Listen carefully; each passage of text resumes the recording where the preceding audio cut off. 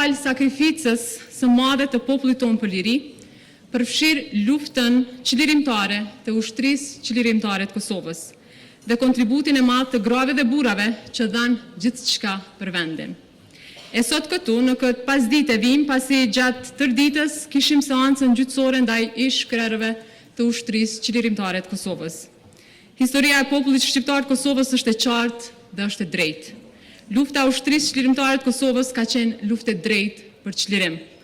Dihet kush ka qenë agresori, dihet kush ka bërë krime në vendin ton, ato janë të regjistruara dhe të dëshmuara nga bota mbar.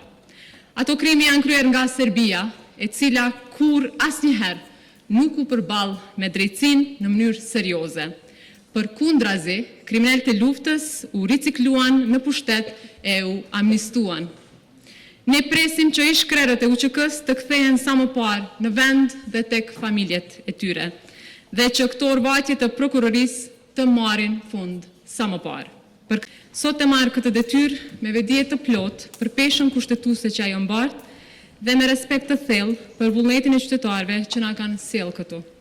Dhe këtë besim do ta nderoj me punë të përditshme, me transparencë, por po ashtu edhe me përkushtim të plotë.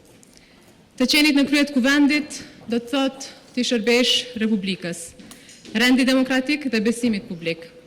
Kuvendi është shtëpia politike e të gjithë qytetarëve tanë.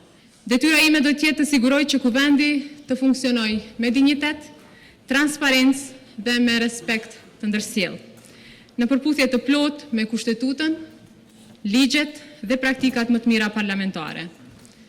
Do të sigurohem që secili prej jush ta gjej hapësirën e vet këtu me të njëjtin dinjitet dhe me të njëjtin respekt. Nga se një kuvend funksional është parakusht për një shtet të fortë dhe një demokraci të qëndrueshme.